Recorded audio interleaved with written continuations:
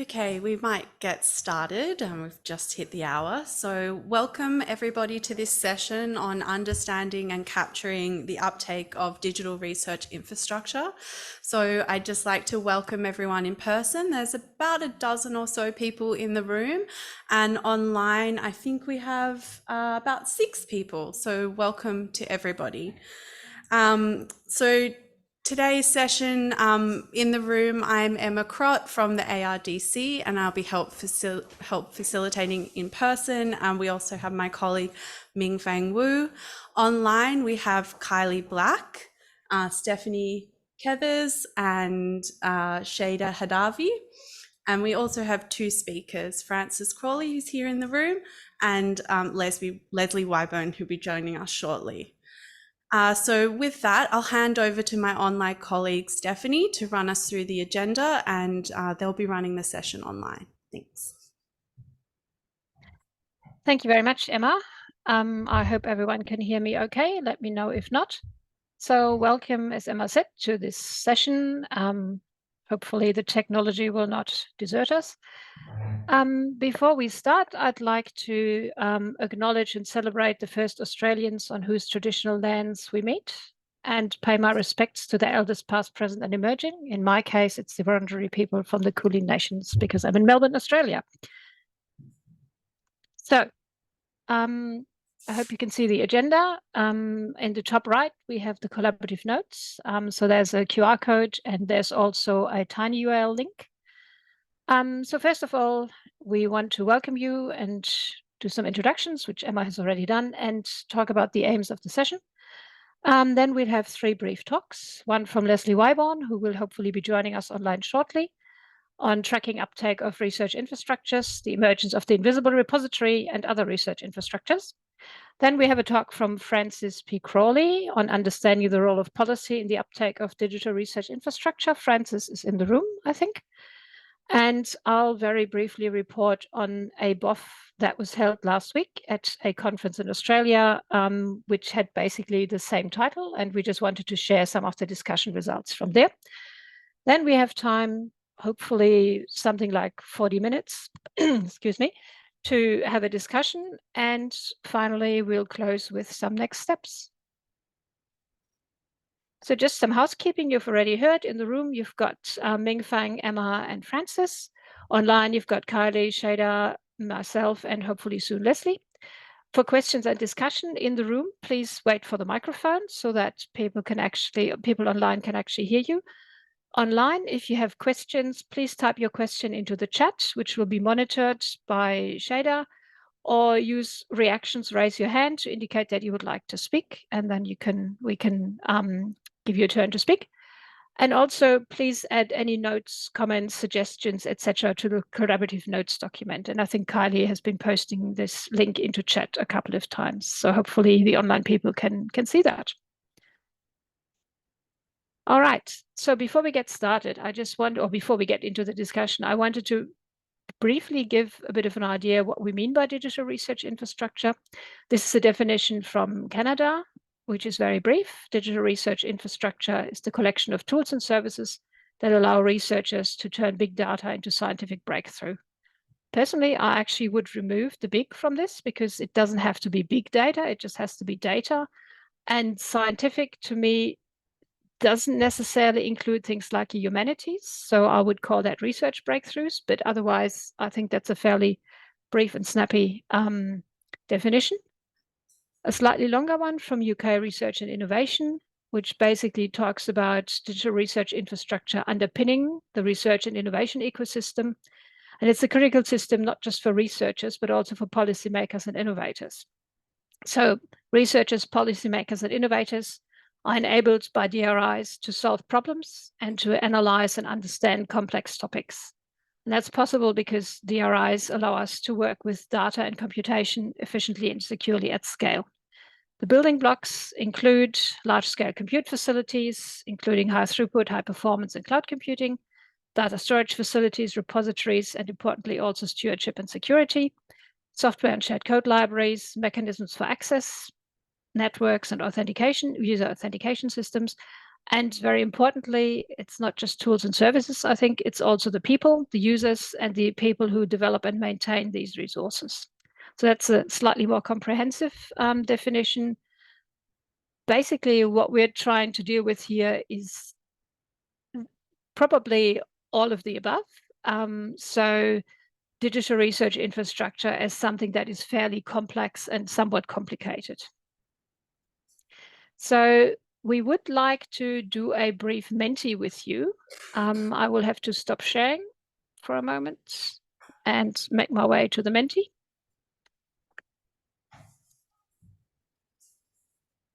And I hope that Menti has not changed its code again as it has done today already. I will share my screen again. Okay, hopefully you can see that. So there's a QR code and there's also a Menti code.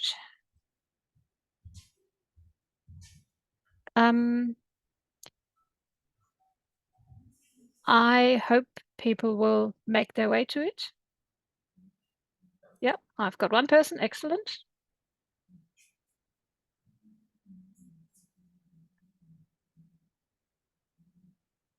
Yep, wonderful. 9. Okay, yep. 13. Okay. Well, 13 is unlucky, we need one more. 14 now. Excellent. I'll just go to the next slide. I think you can still join like that. So just really quickly, we would like to know which country do you live in, just to get an idea of where people are actually from. Okay. Oh, New Zealand. Wow.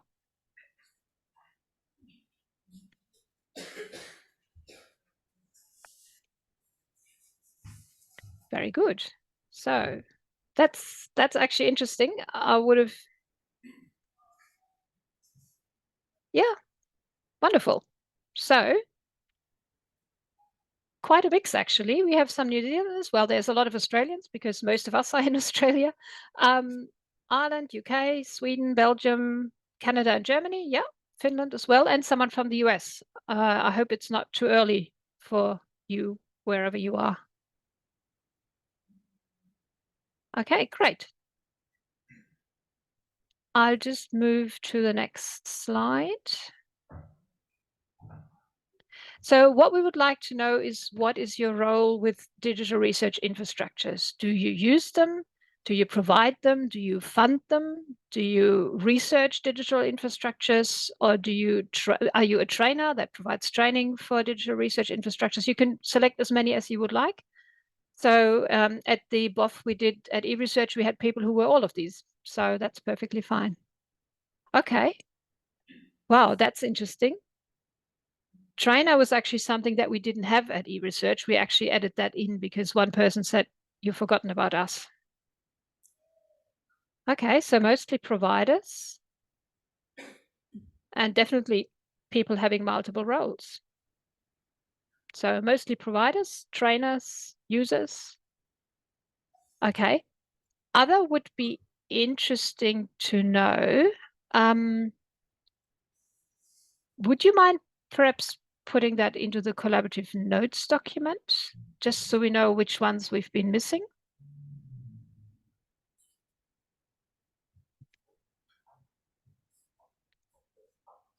Okay, wonderful. That gives us a really good overview. So we have basically mostly providers and trainers. Very good. I shall briefly stop sharing and go back to the presentation.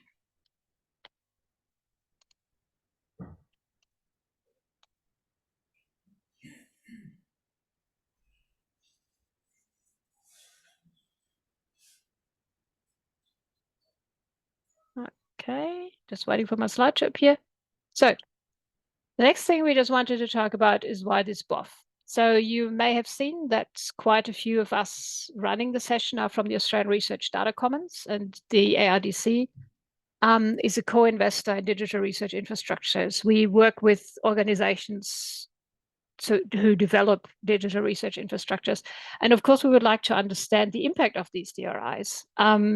partly to justify further investment hours and others, but also to show that the DRIs actually enable research that addresses challenges, societal, economic, etc., that actually make a difference in people's lives.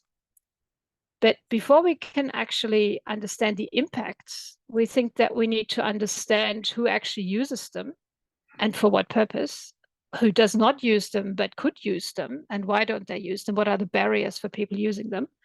How can we encourage and sustain uptake, and how can we measure uptake of our DRIs by people? So the aims of this BoF in a way are, this is a sanity check. So we think this is something that needs some more work. Do others agree? Do others see this as an issue to work on as well?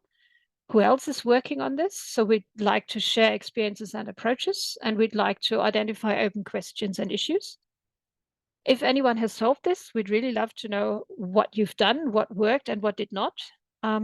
And finally, on a slightly different level, we'd like to work out if there's any interest in continuing a discussion around uptake of DRIs, and perhaps form a group or another kind of community around it.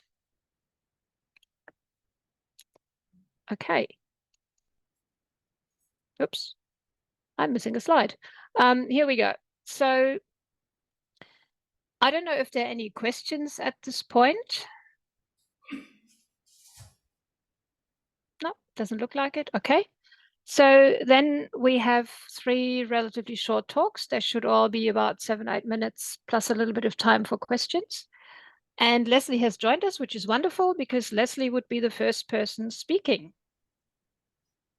Leslie, just let me know when you want me to move the slides, please.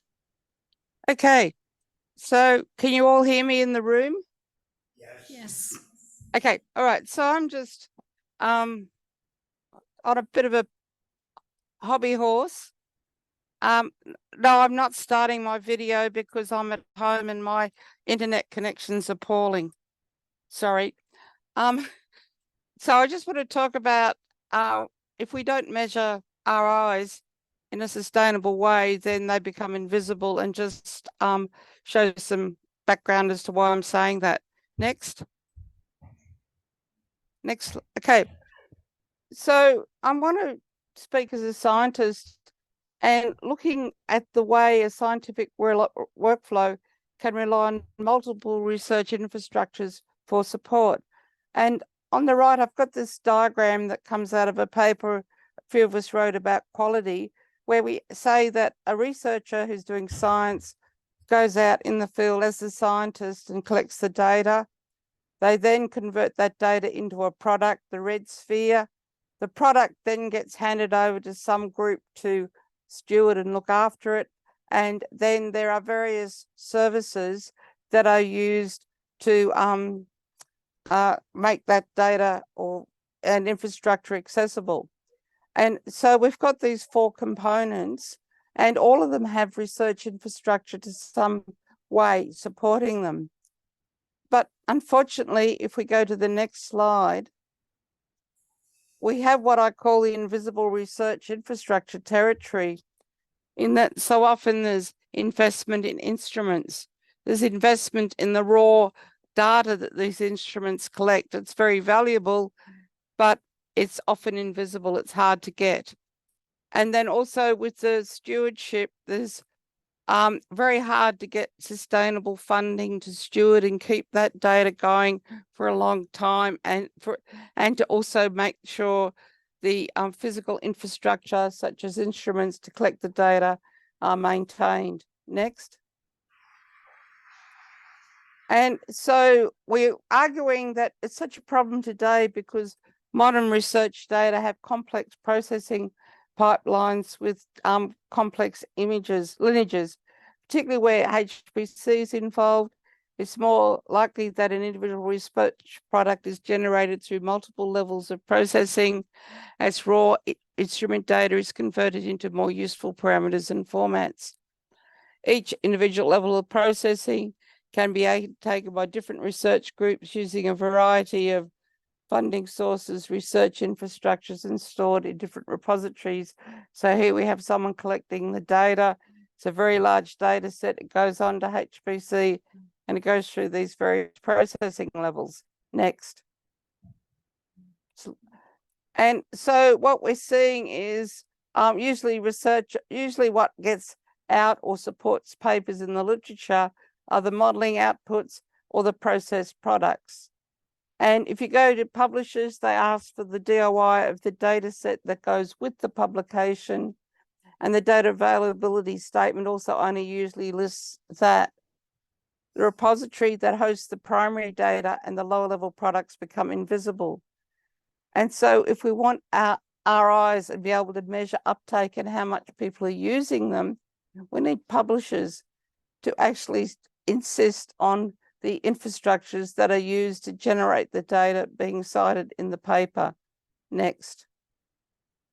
This is another project I did where, again, just illustrating the same point, where we have this very expensive mission over here on the left that collected this data set called the ASTA data set. It went through in the middle under expressions, all these different levels of processing. Multiple products were produced. These were manifested in different formats. And then over here we have where the products are available, and the products are from all these different sites. They're what gets cited in the literature, not all invisible material over here on the left-hand side. Next. And so for publishing, we need editors and publishers to look at any data set and see if there's a prehistory of the data set, and make sure these are also available in the data availability statement. And we ensure that the lineage and prehistory is recorded in provenance statements at a minimum. Use metadata elements such as is derived from and DOIs for the prehistory layers, noting that for generalist repositories that they don't normally record this specialized data. But recording of these is fundamental to the scientific method and the transparency and reproducibility of any data set or results in a publication. And so what we're saying is, in science, you reference pre-existing literature. So why don't we reference the source data sets and supporting our eyes? Because we need to do this if we're going to be able to track the usage and relevance of these to research. Next. And so I'm just going to say, as I said, approach it from a scientific perspective. The fundamental scientific method is about data, method, results, and conclusions. A true scientist is one whose data and conclusions can be independently verified. Therefore, input artifacts, supporting instruments, field equipment, repositories, you need to be uniquely identified with PEDs and cited as part of the fundamental transparent scientific research methodology, and bring on and accelerate the development of these PID graphs to help trace the uptake of RIs. Thank you. Any questions? Thanks very much, Leslie. Do we have questions in the room? Yeah, we have a couple of minutes if you have a question for Leslie.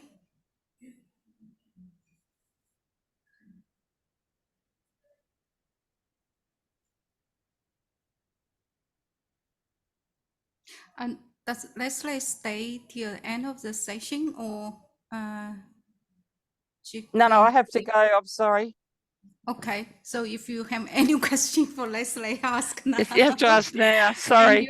And you please come to Stadium and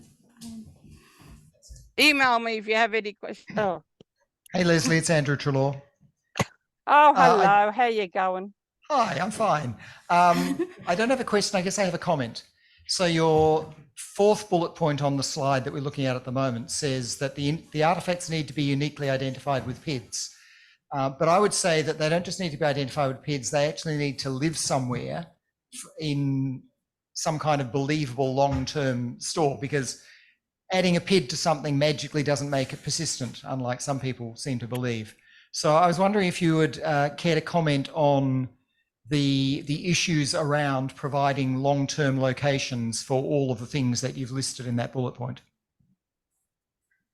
It's a nightmare, Andrew. It really is. I mean, I'm just sorry. I was only allowed a certain number of slides, Andrew, so I couldn't put the full bottle in. But I mean, obviously, the PIDs have to persist. But you're right.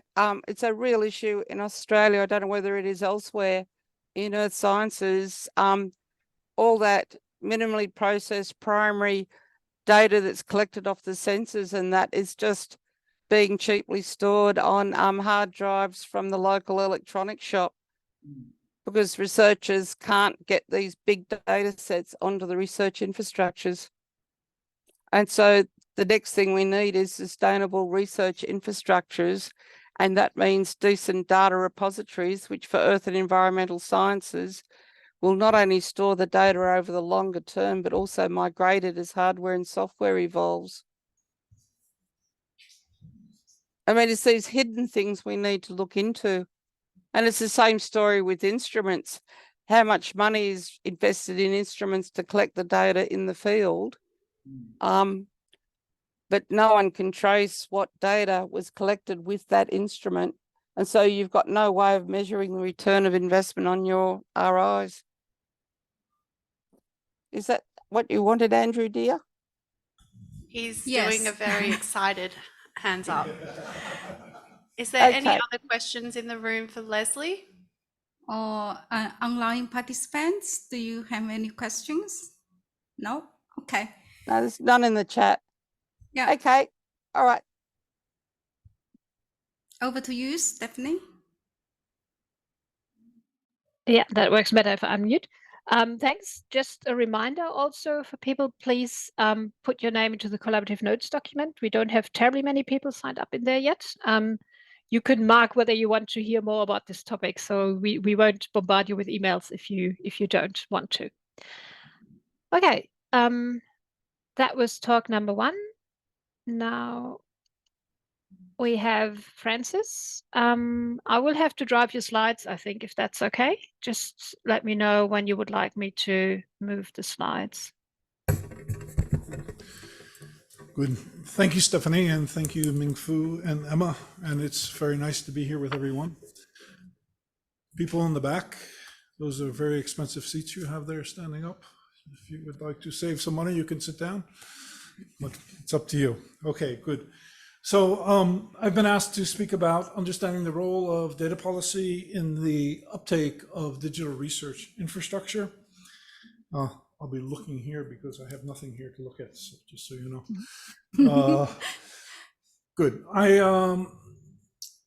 I chair the International Data Policy Committee and from CoData, and I also am a co-chair of the EOS Future RDA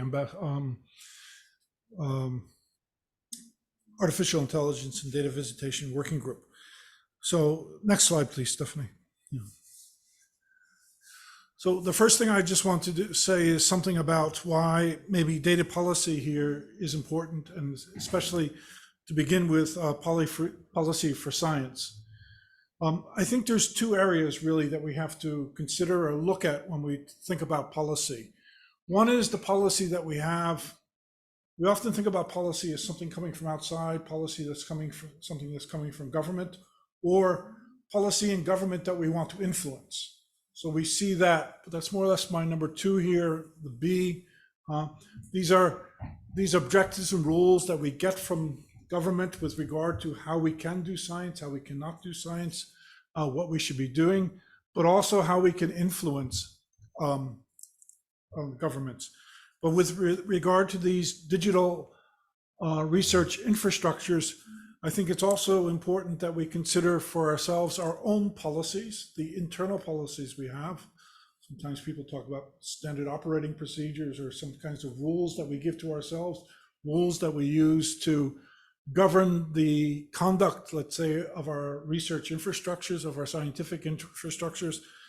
And I think also going forward, we're going to see, as we see legislation coming about, this number 2 here, as we see the governments coming in and saying, well, this is how we would like to see data regulated, or this is how we would like to see AI regulated, then they're going to be saying to us, well, really what's important is number 1 is your internal regulation, and that you can demonstrate, and this is what they're asking for now in many legislations around the world, that you can demonstrate that you do have good policies in place. Next slide, please. So what I was thinking about, wanted to say here something about really is a framework of policy for digital research infrastructures that also support open science. And I think most of us in the room, we are people who are very much very much supportive of open science, but the pathway to get there is not so easy, and it's hardly obvious either. The first thing I think that's really important, and I think it's obvious, but it's going to be difficult to maintain, I think, especially as we go forward, is to maintain a human-centered approach where the machines or the biological entities that we create are still working towards and moving towards a human-centered approach. We might not understand what they do. We need to understand, we need to ensure, however, that what they do is in our interest. And I think that's a huge challenge.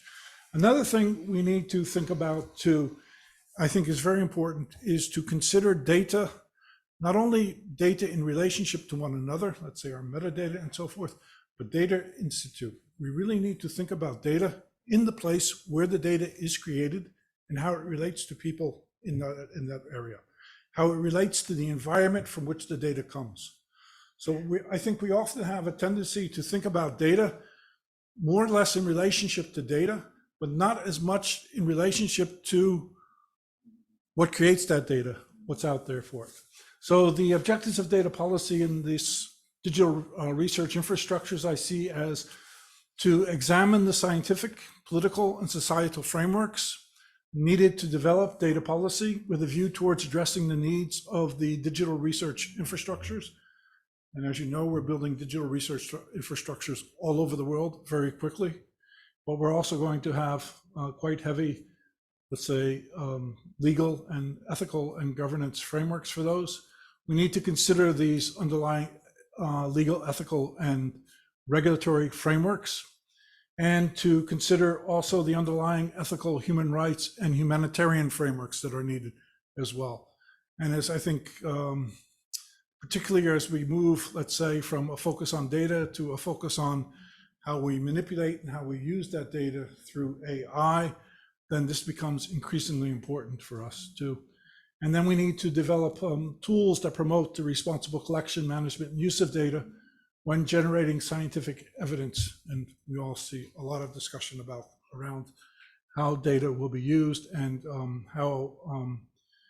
what just counts as evidence and what doesn't count as evidence. Huge discussion in our society. Next slide, please, Stephanie. So one of the things that we start to do now is to establish with COARA, which is the Coalition for the Advancement of Research Assessment, something set up with the European Commission and a few other large organizations in Brussels, pretty much looking at research assessment.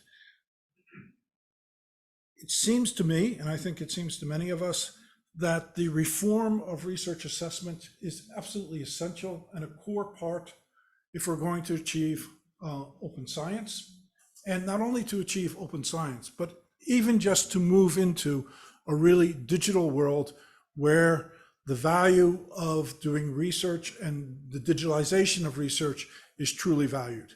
And I think that's, we saw data really transform every discipline, every activity, if you want, within the academy, within the university. They've all been transformed by this enormous focus on data. What's coming now with AI is out of this world. I don't know how people will teach with AI. I have no idea how they will do it. Even very simple teaching somebody to write will become an enormously difficult task. And it'll also be a task that's also benefiting from AI as well. So we have a lot of complications, a lot of difficult things to look at. And what right now we're putting together an ethics and research integrity policy in responsible research assessment for data and artificial intelligence working group in ERIP working group for Koara. And the idea is to address this transformative potential of data and AI in scholarly research, while also tackling the need for data and AI integrity and supporting the ethical development of AI. You can see somebody was writing a proposal here. Yeah. So but I do think it's really absolutely critical that we do reform how we do research assessment, and that is how we value different aspects of research within the universities, within the research institutions generally, not just the universities, but research generally is absolutely critical here. Next slide, Stephanie, please. So we also want to look at AI and science for policy. I think we tried to do this with CoData and a number of other groups, but we need to promote good governance in digital research infrastructures and their use of AI. We need to, I think, incorporate a values-based approach if we want to have digital infrastructures, research infrastructures that work for us, to promote reliability, integrity, and resilience in science. We'll talk about that in another session here, and to expand the deliberation and alignment of the digital research infrastructures development. And this is going to be a huge task going ahead too. How do we align all of these different digital research infrastructures with one another around the world here? And then again, to establish a human-centered values-based approach for digital data and AI research infrastructures. Last slide, Stephanie. Thank you very much.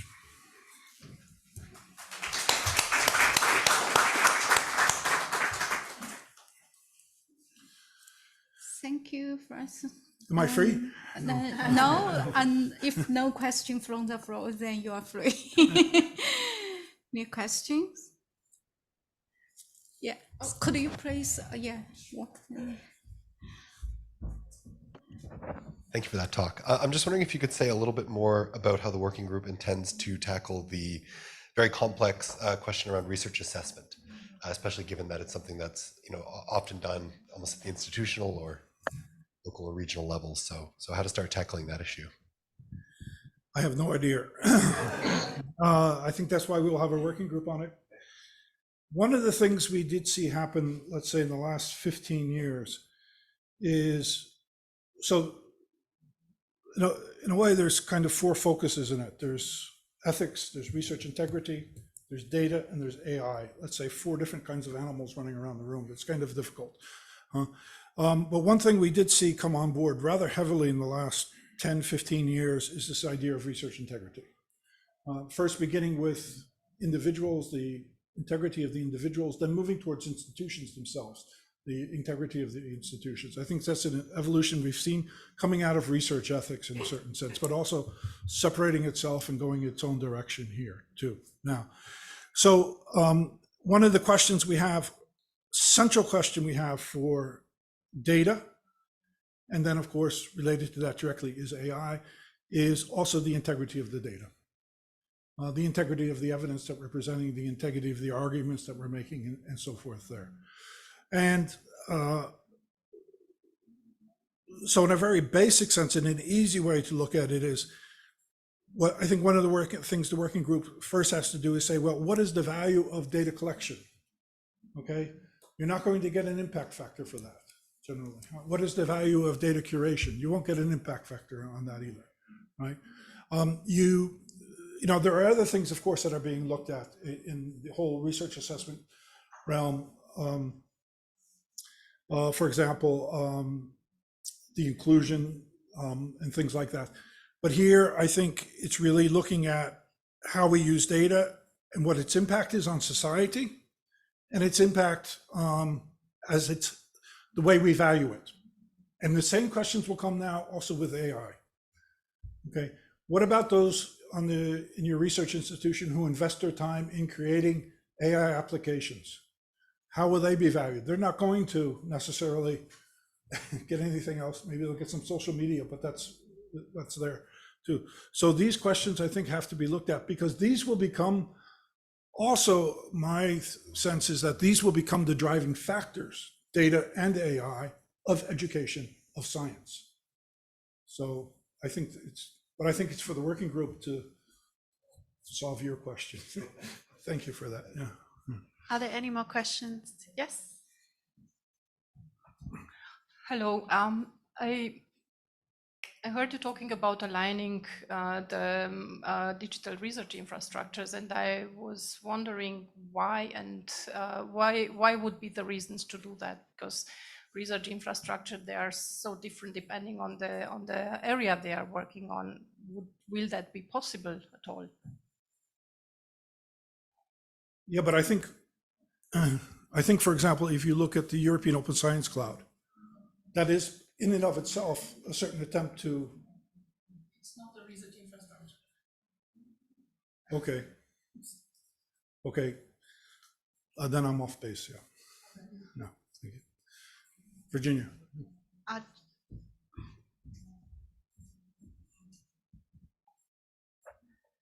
Sorry, Francis, I have another question, just in case. In the healthcare domain, we are using AI hugely. It is growing very fast for understanding radiological findings for strokes and other domains.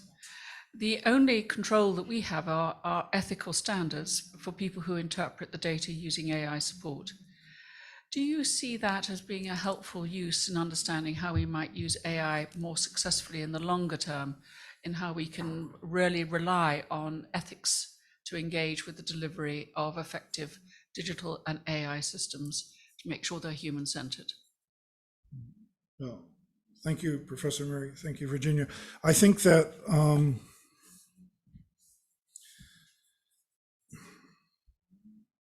actually the ethics is there, but where does the ethics lie is another question. Does it lie with the researcher? Does it lie with the institution? Or does it lie in a certain sense also inside the data and inside the AI application itself? I know the WHO just came out, you probably know, this week, I think last week, with a guidance on AI for health infrastructures.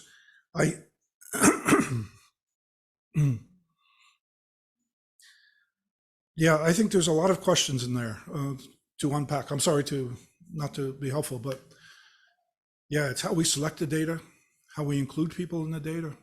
It's to what extent we can include people in the data, to what extent we cannot include them. It's a huge question. Maybe you have some thoughts that are better than mine. Maybe that's something you could discuss afterwards, perhaps, because I think we're running a little bit out of time. Yeah. And it's a very interesting discussion, which I think would take quite a bit of time to do it justice. Yeah. I also want to apologize to you for not responding to your question. I'm very sorry for that. We can talk about it. Yeah. I would like to know. Yeah. Thank you. Thank you. Yeah. Thank you very much, Francis.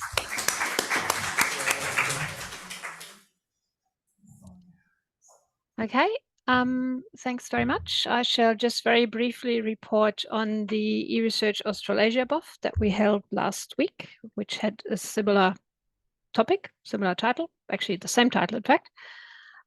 So just as context, eResearch Australasia is a in-person conference which had a couple of hundred, probably up to 400 participants.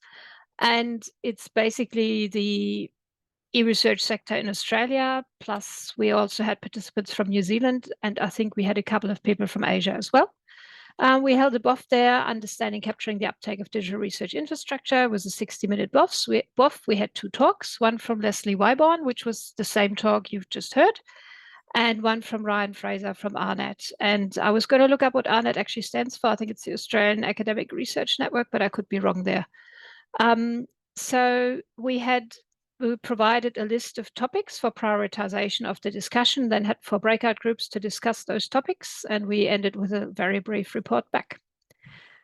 So what we basically provided as potential discussion topics were factors that affect uptake and how we understand it. It was a preliminary list of 8 topics, which you can see here, which included things like accessibility and usability, awareness, culture, impact metrics, policy, reputation and trust, skills and sustainability. And we gave a couple of examples what we meant by each of those, which you can also see on the slide. We then asked the participants to rank these in terms of what did they think was most relevant and what did they want to discuss. And they ranked accessibility and usability, awareness, reputation, trust, and culture as the top topics. We had about 25 people in the room and about 21 voted for these. We then had 4 breakout groups, and Ming and Kylie were facilitating one of each. So please step in if I say something that's wrong or if you want to add something. So generally, the discussion results we had were the topics we provided were really more slanted towards discussing how to encourage uptake and less about understanding and capturing it and measuring it. Personally, I was surprised sustainability as a priority was ranked 7 out of 8, which I found surprising. I would have ranked that higher, but it wasn't me voting. The 4 topics selected, so accessibility and usability, awareness, reputation and trust, and culture, were somewhat interlinked, and the resulting discussion actually had quite a few overlaps. So quite a few overlapping concepts were discussed in several groups. And in terms of awareness, we had mainly thought of awareness of DRIs, so that potential users would be aware of digital research infrastructures, but the group also discussed awareness as awareness of the need to report on DRI usage. So the fact that that providers of DRIs might need to report on how their DRIs are being used, and that users would have to assist with providing information or data or using citation mechanisms to enable that.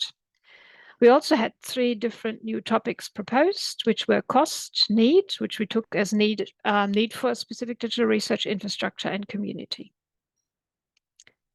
Slightly more specific, so some of the aspects in particular under accessibility and usability that were discussed would be covered by standard service management. So one of the things that was discussed in accessibility, and I think in another group as well, was the need for DRIs to provide a help desk and support so that people who are interested in using the DRI can actually find a place where they can get support, preferably from humans, reducing the barrier to usage of the DRIs.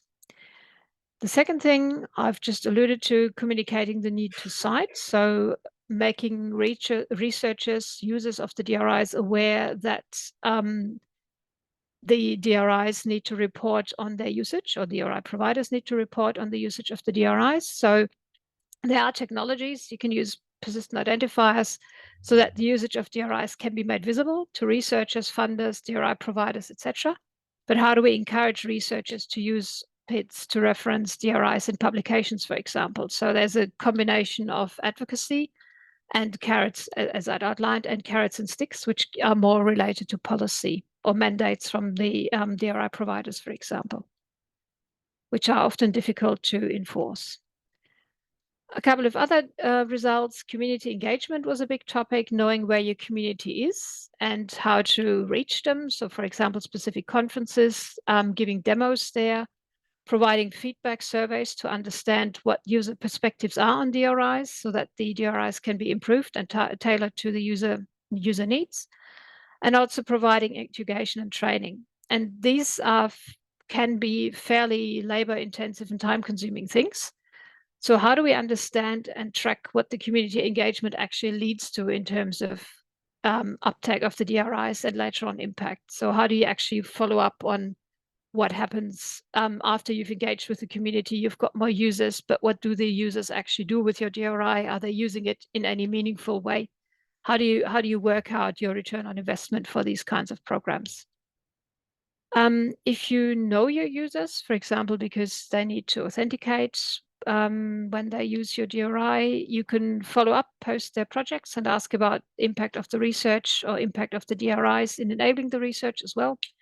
And you can also ask about publications or grants that came out of using the DRIs. Very often there are automatic ways of like their acknowledgement text or things like that that a DRI provider could find, but not everyone uses those. So following up and asking about those things might be more useful, but is again also something that can be fairly labor intensive. The groups also discussed that there's still a significant role for narrative impact stories. So it's not just about getting numbers, it's also about stories that resonate with people and potentially funders, and that human factors were considered very important. So there was a need for a human connection when people use DRIs and a way for them to access human support. And that was basically it. We ran out of time in that BoF. 60 minutes is not very long. Kylie and Ming, if you want to add anything. No. Yep. Okay. If there are no questions from the room.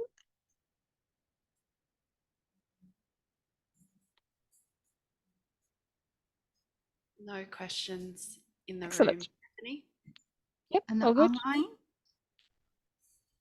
No. Okay.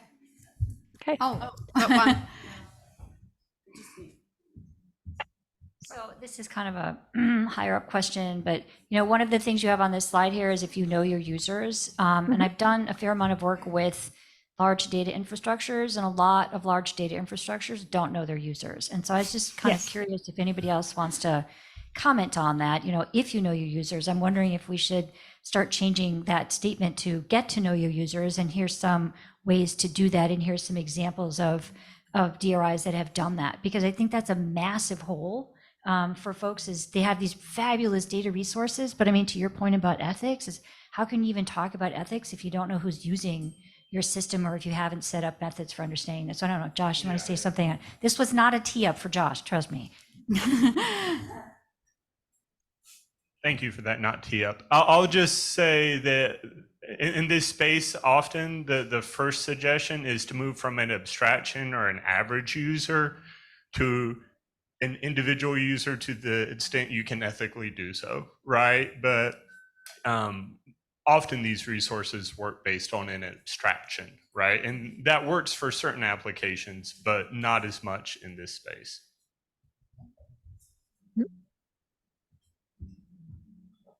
I might just jump in there if that's all right, Stephanie. So this was part of the group that I was facilitating in the room at eResearch. And the reason that point about knowing the users came up was it was a staff member who runs the Nectar Research Cloud here in Australia. And what they do is, for people to be able to use that piece of infrastructure, they actually need to register and get permission to use that cloud, and they've got records about how they've used it, what they've booked in, submit their ORCID number and so on. And then what they actually do is they will follow up with that user after they've completed their project and ask about, any publications, any lasting impact, any grants that have come up. So it really is at the individual user basis that they are doing that. And because people need to register to use that piece of infrastructure, they have that data. But it is really labour intensive. And would presumably not scale very well for large facilities. No, definitely not scale well. But I guess they're sort of at the point at the moment where it is still sustainable, and I guess the information they get out of it would be worth the effort that is going into it. Okay, thanks, Kylie. Any more questions or comments from the room? Rosie's got one. Okay. Thanks, everyone. And I think it's also worth noting for everyone online here, it's 10 to midnight for them. So they're doing a fabulous job. Thank you, team. But what I wanted to add, to inject into this conversation, was a consideration that when we are building digital research infrastructures and we're using federal funding or state funding, we're doing it in competition with other types of infrastructure. And very often, you know, these could be microscopes, they could be telescopes, they could be clean rooms, where it's very, very easy to count the number of users. And so the competitive environment in which we are seeking to secure funding to build, to operate, to provide digital research infrastructure, we're competing against people that know how many users they have, and it is a requirement for us to be able to answer that question. So I'm noting the comments that it's difficult and it's okay if you have to authenticate, but scaling from the Nectar Research Cloud beyond that is extremely difficult. It might be difficult, but this is an urgent and pressing problem. So I think it's worth looking at that bigger context for us.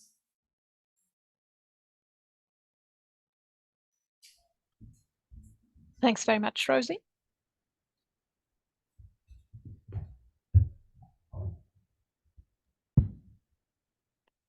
Any further questions or comments?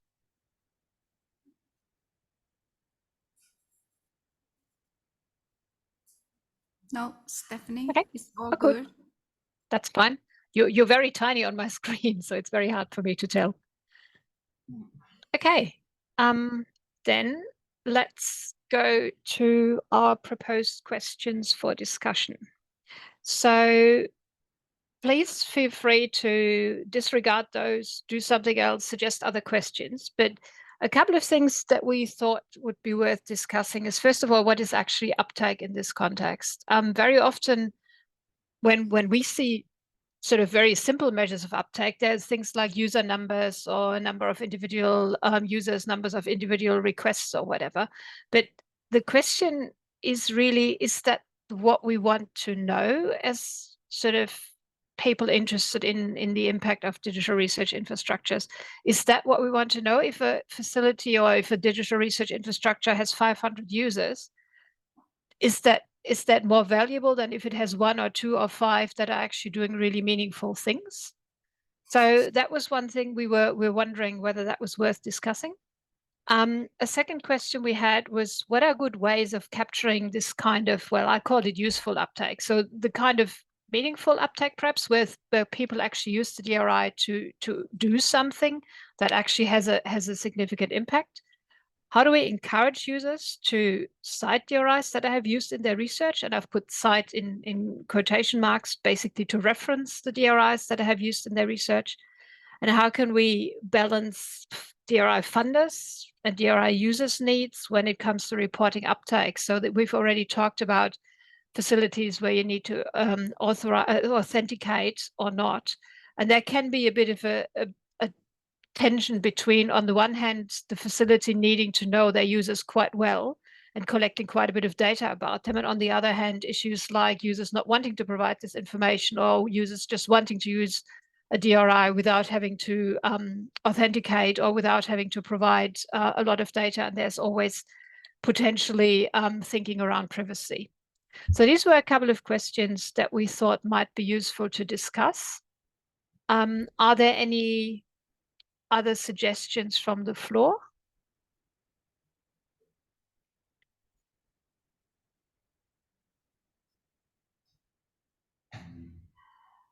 And if not, no hands up. Okay. I didn't say my name before you. There's Lori Hack.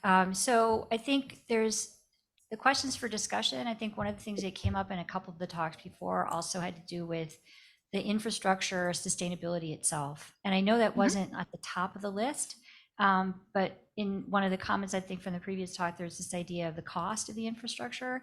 I would like us to be thinking about how individuals are using the infrastructure, but also how resilient the infrastructure itself is, because one of the reasons to use an infrastructure that most people don't think about is that it's going to be there the next day and it's going to be maintained and the user interface works. So I'd like to see something up there about kind of that SDG 9 infrastructure piece, is like, how well is that infrastructure itself managed, as one of the things people are looking at here. Education is part of that. Stephanie, there's another comment in the room. Yep, sure. Hi, I'm Stefan Kramer from American University. it's not an additional question, I would say, but an interpretation of one of them. And that is, we're asking about uptake, but there's also, I think, a question of the lack of uptake. Why are potential users, researchers not using an infrastructure? There's many potential reasons for that. They don't know about it. They don't think they're eligible. They think it costs something more than they could afford. They think they're going to offend somebody if they use this, not that, and so forth. And so that's hard. How do you measure the nothing, that non-uptake? That's kind of one aspect of the uptake, but also in terms of capturing useful uptake, you could also ask, how do you capture the not so useful uptake? For example, I'm told we have researchers who use our high performance computing system, but they don't modify their code at all to make use of it. They just run the same code that they use on a PC. So they're not optimizing for the infrastructure that they have. So how do you measure that? Do you want to, and how do you avoid, I don't know, embarrassing people when they don't use the infrastructure the way they optimally would or are supposed to? So it's two things about the inverse of the uptake or the usefulness. Can I just ask a question back on that? So you said that some of the users may not optimize their code and just run it as if they were running it on a PC. Does the facility or the infrastructure have like a education and training program or something like that? I'm not sure. I'm not familiar enough with that part of it. Sorry. Okay, cool. That's all right. Thanks. I wanted to make a friendly amendment suggestion to the last point where it specifies how do we balance DRI funders and users' needs, to suggest there's also the developers or the managers of DRIs. And it's that third equally important perspective, because they each have their own motivations. And so if you're trying to report uptake, you have to balance all three. Okay. Can you still see my screen? Because I can't see. Yes, we can. We can see you Okay. editing it. Yeah. Yeah, that's what I wanted to know, because I can only see the chairs and I can't see anything else. And the second thing was sustainability. If I just put sustainability in here, would that be okay as a reminder for Laurel's suggestion? Yep.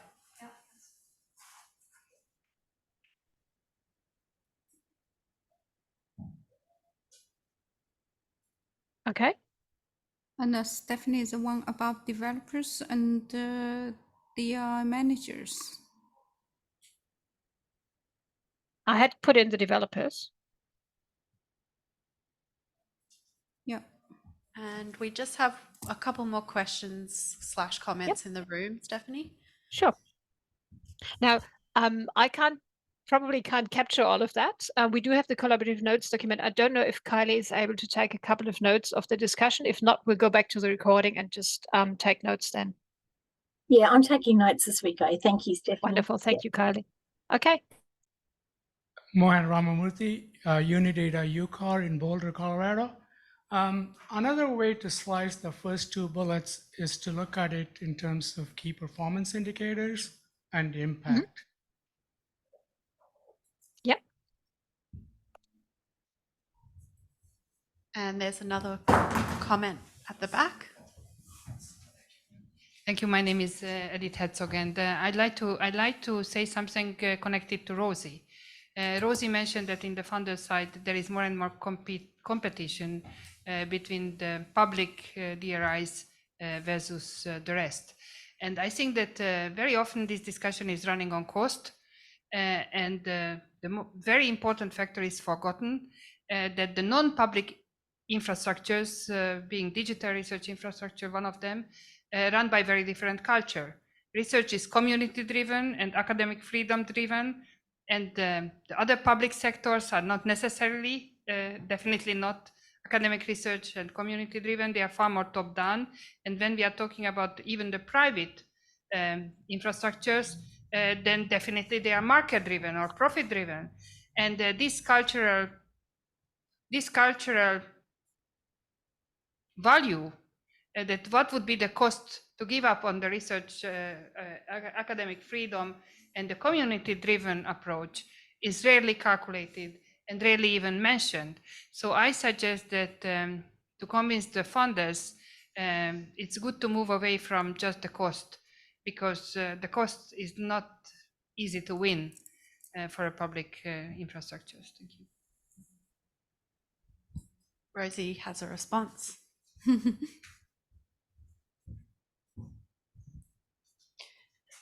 I think I might not have been really clear. So certainly I agree with your comments there. I'm talking about our need to secure our own funding for sustainability. Yeah. Okay. So within Australia, we're funded through the National Collaborative Research Infrastructure Strategy, and there's a couple of dozen facilities within that are covered by the same principles. So what we find, and this is, I think, is a really good result, is that we're able to work with many of the observational research infrastructures that are acquiring the data, and the ARDC is in a position where we can drive the culture needed to have fair data, to integrate that data, and really bring the richness of that system together. So I think I'm recognizing that we're part of an ecosystem that includes acquiring the data, looking at the data infrastructures as we discuss them, and also we heard from Leslie Wyborn earlier on, who is with the National Computing Infrastructure. So that's one of the two national HPC facilities. So across all of those, as we make the case for all of that richness of research infrastructure for Australian universities to be made, we have to answer the same reporting questions. So that's really the space that I'm coming from. It's, yeah. No, I understand, but what I see with the European funders, for instance, in the EuroHPC or the quantum arena, that there is the merging between the public and the private sector, very much so. Yeah, I think I'm in the public one. Yeah, you are in the public one, yeah, but as the two are kind of meeting and getting closer to each other time to time, and they are coming with absolutely different culture. And we see in Europe, there is a clear clash between the cultures. And yeah, they are, if it's only cost driven, or yeah, if this cultural element is not seriously in the discussion on the funder side, then the efficiency and effectiveness will wash out this very high value, but intangible value from the discussion. And this is what we see. This is what we definitely see. Stephanie, are you there? Yep. Yes, I'm here. We have some more comments in the room, but I'm just wondering if you wanted to go to the discussion part of the session, or how would you like to proceed? Well, basically, we are in the discussion part. Sorry, this is I actually know the that wrong you slide. had a mentee, that was all. No, that's fine. We've actually, sorry, I've lost my place here. We have actually, we gave up on the Menti because we thought it was just going to be too complicated. And Okay. we're happy to just discuss the questions as they come. Okay, great. We have some more people in the room with their hand up, so can we go to them? Can you please try for people to use the microphone, because it's really hard for us to hear if not? Yes, yeah, of course. Thank you. Thanks. Yeah. Thank you, Emma. Edith, I really agree with you. This divide between the public and the private sectors, it's becoming more and more embedded, I would say, in Brussels, in the legislation and in the activities themselves. And I think for sustainability, people talk about funding so often, but I think they should talk about value. And I think with regard to value, it's utility.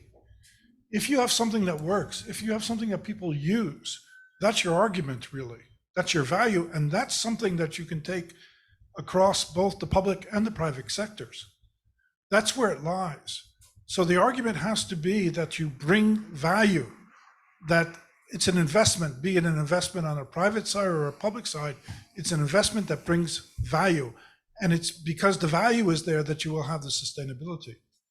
So I think the thinking has to change a bit.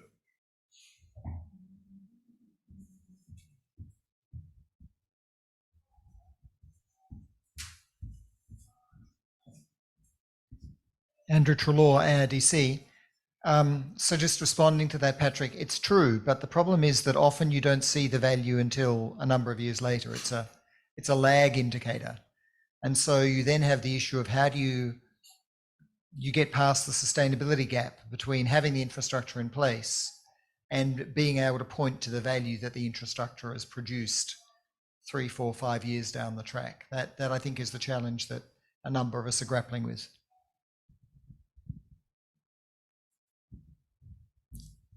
Stephanie, do you hear people talking from there? When they're using the microphone, it's fine. Okay. Well, I just can't see the room. I can only see a couple of people, so I have no idea what's going on in the room. Ah, that's much better. Thank you very much. Hi, this is Josh Young from Phoenix Bioinformatics, and I know some folks in the room are familiar with this research body, but much of what we're talking about fits within kind of the public value mapping disciplinary study area. There's some really interesting work there, but I think a part of it on the research topic area is implementing these things. And DRIs have to be willing to do so, right? There are people with these expertise, these resources, and as they say, the best time to plant a tree is 20 years ago, right? So the best time to start understanding your users is when you initially build a resource, right? And there are things that can be automated, and we should all do more of that. But some of it, if you want to understand the criticality of a resource, right, that takes some type of human interaction, whether it's a survey or an interview. And much of the high value information when you get to uptake is understanding the criticality of a resource to a user.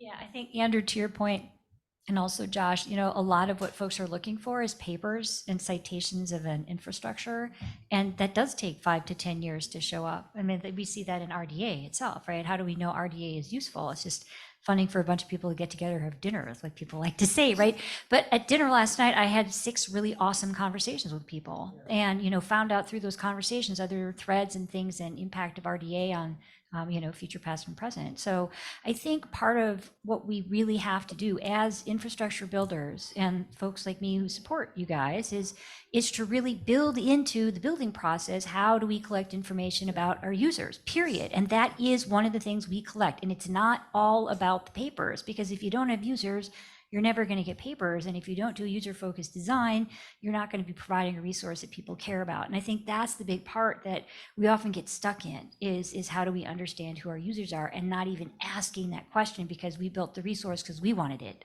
right? So we have to be mindful of that. And it sometimes might feel a little bit commercial, but we still have to do it. Otherwise, we can't sustain this really awesome thing we've just built. So anyway, my little 2 cents.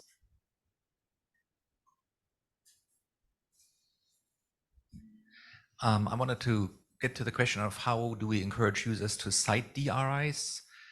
Maybe we shouldn't have to, or they shouldn't have to. And the argument for that is the following: that if you have DOIs were originally created for journal articles, right?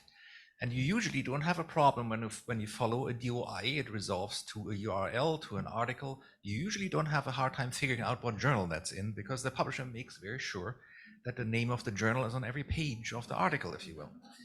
So if a data set, let's say, gets a PID, a DOI, if the metadata could also capture the DRI or DRIs that were used to create that data set, it wouldn't be a problem, and there would have to be no separate citation of a DRI.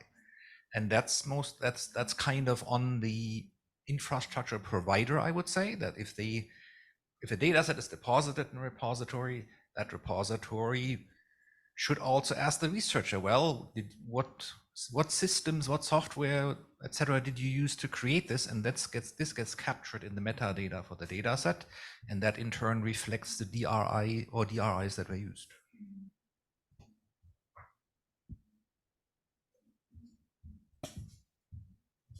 Just a small comment. It's not only important for citations, it's important for the integrity of your research.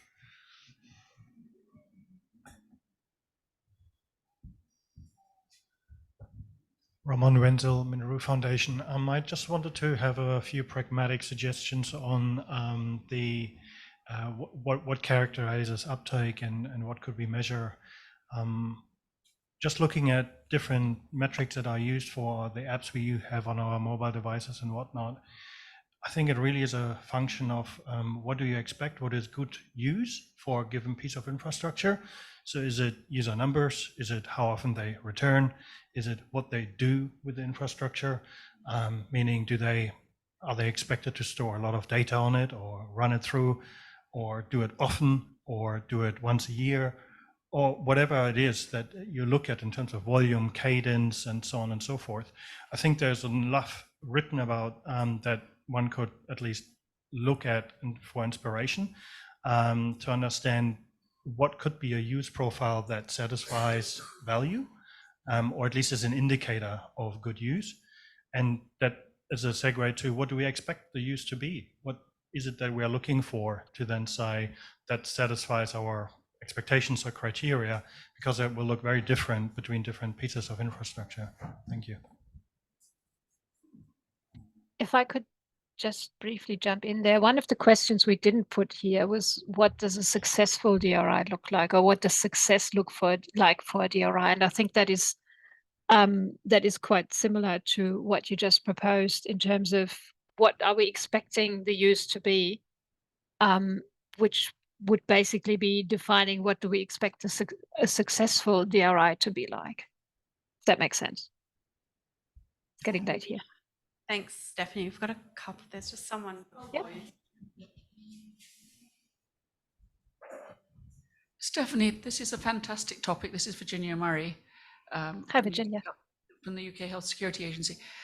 If I can go back to COVID, where these digital research infrastructures were so important for us reporting on COVID, what we found that there were so many changes that happened so fast in order to get the reporting that I wonder if it's really important to put date and time almost on all of these, because these things change so fast in a hurry when we're trying to do data in times of crisis. And we also know that if they change, then it's very hard to go back and actually cite these things properly in the future. I wonder if that's just a thought for you, and it's a really fascinating discussion. Thank you. Thanks, Virginia.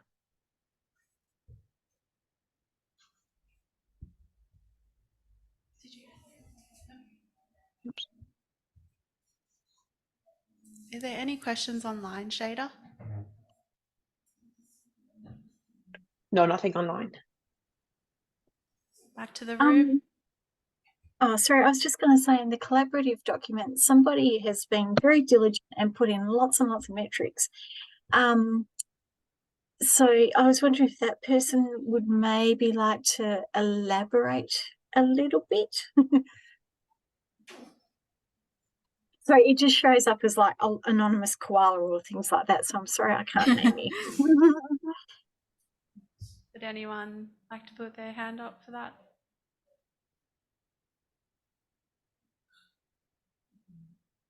No one. You don't have to. Oh, okay. And this comes back to, I forgot your name in the front row. Yeah, Ramon. Not every infrastructure is going to have the same value statement. And I think that's what we need to not get stuck in, is like, this is what a successful thing looks like. And so I really loved your comment about the cadence and the volume. So I was actually going to add that into my list here. This idea of how many people are logging in per unit time. And then what do you anticipate, which goes back to, God forbid, a market analysis of who might actually be your target for using this data. And how do you want to reach them to tell them about the data? And have you put educational resources up to help people understand how to use your DRIs? There's a bunch of stuff here that, again, most people who are building DRIs in the academic community don't always think about when they're setting something up, because they got this awesome data set that of course everyone should know about and use, right? So we have to start doing something a little bit more commercially feeling, I think, if we really want to reach the impact and provide the value out to the community. So that was the number of users logging in. There's API usage. Not all data sets use APIs, but some do. And so that's another one of the things is, do you have an API? Is it being used? Is it being managed and maintained? Does it make your data interoperable, right? Another one is number of accesses. So it's not just users logging in, but it's also people actually getting into the data and or the data sets contained in it, because sometimes the DRI is just a landing page.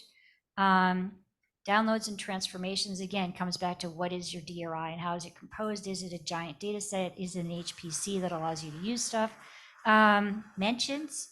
So I think that comes back to your comment about how do you cite a data set. I think it's really useful to have a way to cite the data set. So when you're at a meeting like this, if somebody decides they want to start talking about the national data assets in Australia, it would be nice to be able to say, hey, the Geo 2030 data asset's pretty awesome, you know, and here's the way to cite that. So I think it is important to be able to cite, but also to make it easy to cite. What you were talking about is actually embedding that in the metadata. If somebody downloads a data set, the citation should be in the data, the metadata when they download it.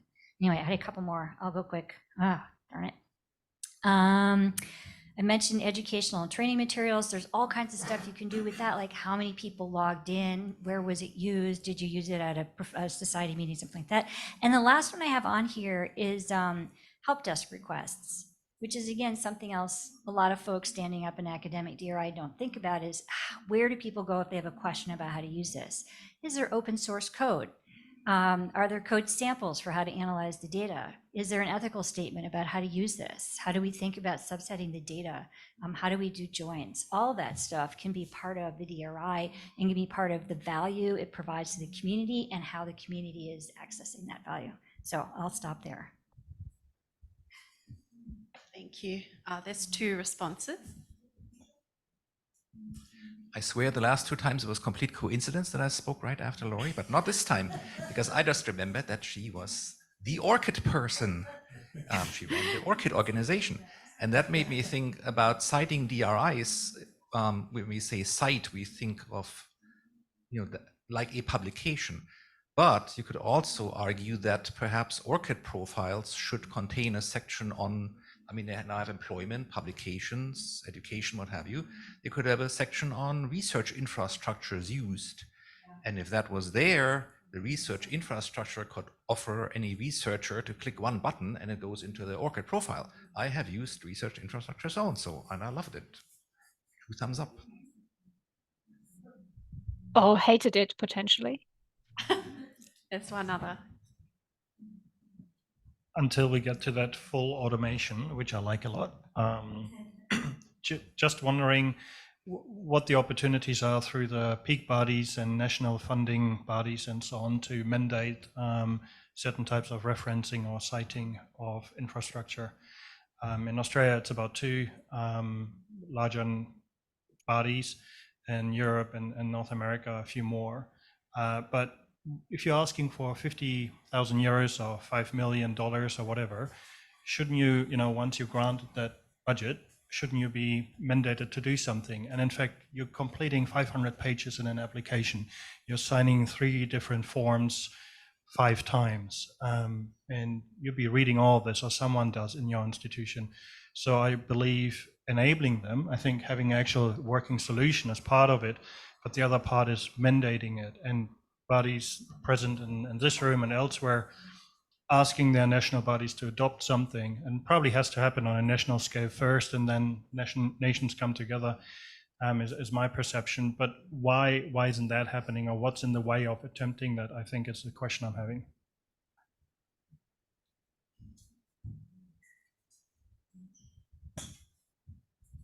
I was thinking we haven't spoken much about the second to last point about balancing funders, developers, managers' needs, or users' needs.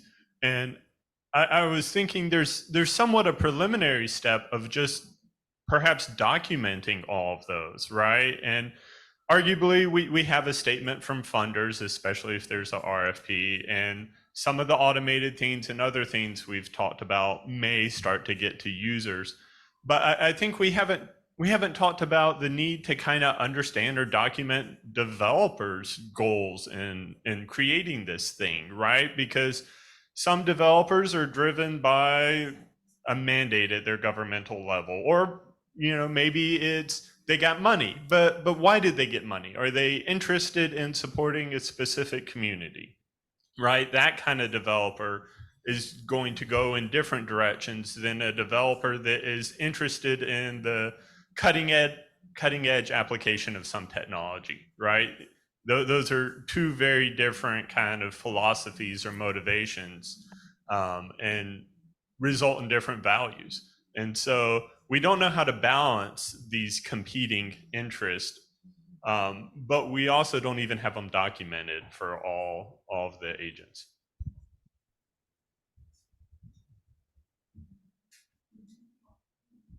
Hello, my name's Annie. I might be the lone Kiwi in the room.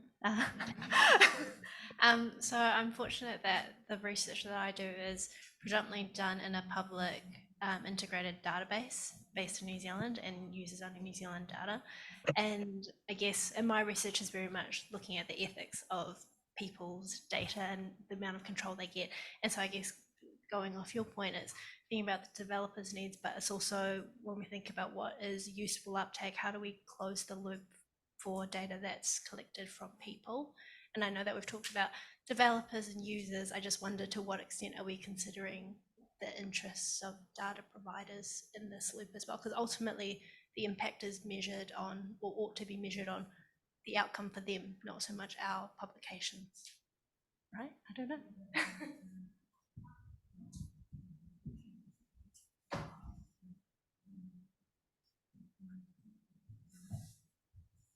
Stephanie, did you have any comments or things that you'd like covered in the last few minutes?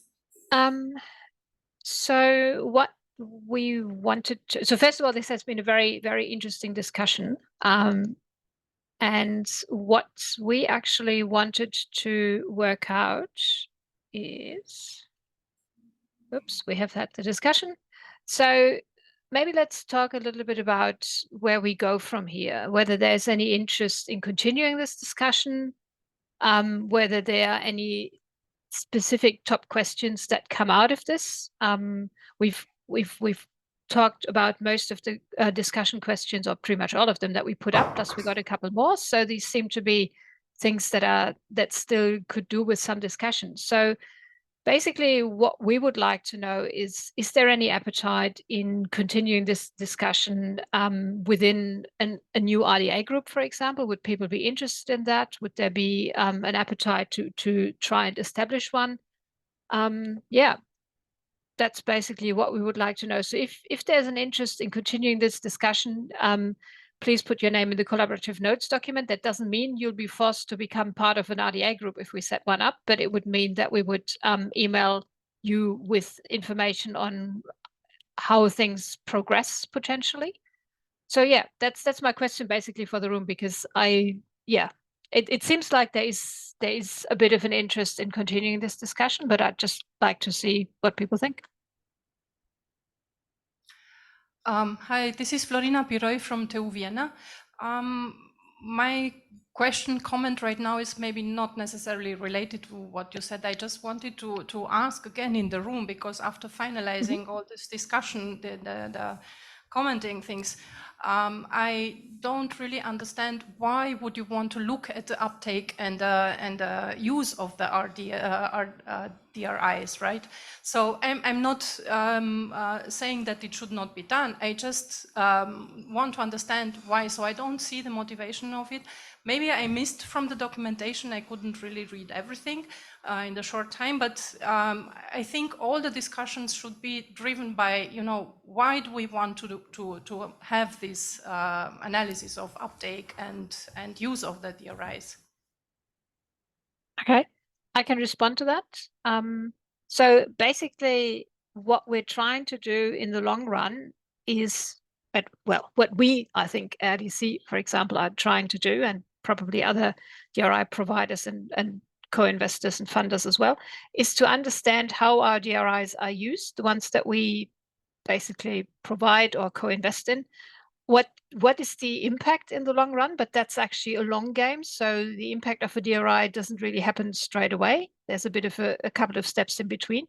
And if we understand how people use our DRIs and what they do with them, then we can work out how can we track the impact and how can we also possibly increase the number of people using our DRIs in a good way and creating more impact. Does that make sense? And Stephanie, if I may add, I think it's important for us to also understand which of our digital research infrastructure we should continue sustaining. So it's really knowing they've been used that is important for us to know we should continue supporting this infrastructure. And then if we have built something that is not being used, have we not made it, do people know it exists, or what are the reasons that it's not getting that impact? So that's why it's important for us to understand that. Thanks, Shada. May I add on that?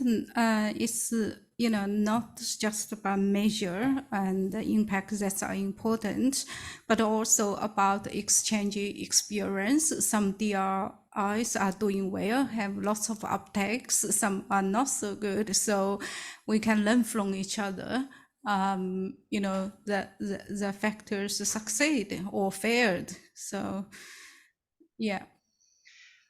If I may be a bit insistent, because infrastructure are often something which should be as a service to the community, to the society. So I'm thinking, like the train infrastructure, like the network, Wi-Fi, ICT, and all these communication infrastructures. Sometimes it's good to be there, even if it's maybe not that much use and you expect it. Like the bus network systems. Some lines won't be used very much, but if you cut them off, then your community will suffer. So that's why I'm trying to understand why exactly we want to analyze the infrastructures, the digital infrastructure, and what do we do with those understandings? Because if you start, okay, I have this research infrastructure, it's very small, it's some small university in Austria which maybe doesn't have the funding, it's not used, let's cut it. And that's the wrong way to go. So that's why I'm trying to throw this question in the room. Why exactly do you want to understand that? What do you do with the results of this analysis? Yeah, exactly. In one of the slides, it's also talking about not just numbers, but also narrative stories to tell. For example, if you, in the case you said about, then is a small user base. If you cut off, who can the not to have that is, is at risk. So you can, give stories and whipping up your communities to policymakers. So how important it is. So we just need to learn from each other about these, factors. Yeah. So yeah, it's not about absolute numbers, right? It's not to say you should be cut off if you don't have 5,000 users or whatever, right? It's really how do we, with limited funding, keep this stuff going?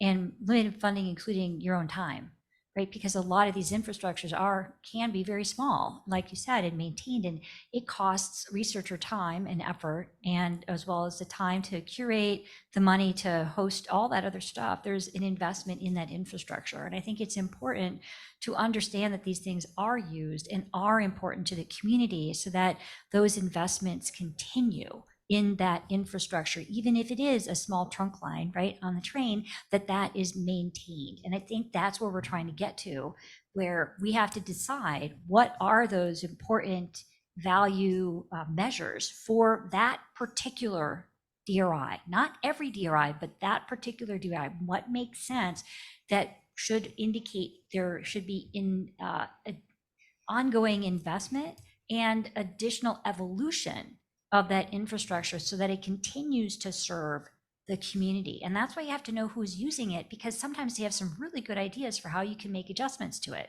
so that it becomes more valuable to the community, right? So it's not about, how do we decide who's using what most and kill everything else? It's really, how do we provide the best service, the best value to the community so that these data really help us understand those questions that we're asking. That's what we're trying to get to. And if we don't talk to the users, we don't know that. I'm really conscious of time. We've just got a couple more minutes. So Stephanie, there's a few people with their hands up in the room, but I just wonder in this last few minutes whether we just do a show of hands around the interest of this being potentially an RDA group. Do you think that's a good idea, just to get an idea of numbers, and also encourage people in the room to use the collaborative notes document to add any of your final points and express your interest? So I might just do a show of hands now. Do you see this as a valuable potential RDA group? Yes. Yeah, it's at least 50% of the people in the room, if not more. Stephanie. I don't know how many people you have in the room at this point. I'm but hopefully guessing more about than the ones I 15 see. to 20. 15 to 20 Okay. people showed their hands. Yep. So, Okay. do you have any final comments? Yeah, please, as I said, please put your name in the collaborative notes document, and we will contact you and see how we go with that. Establishing an RDA group on this topic, yeah, if that's seen as something worthwhile, we can certainly get the ball rolling on that. Great. Thanks, Stephanie, and thank you everyone for your contributions. And thanks very much, Emma and Ming, for facilitating in the room. Our pleasure. You have a good night.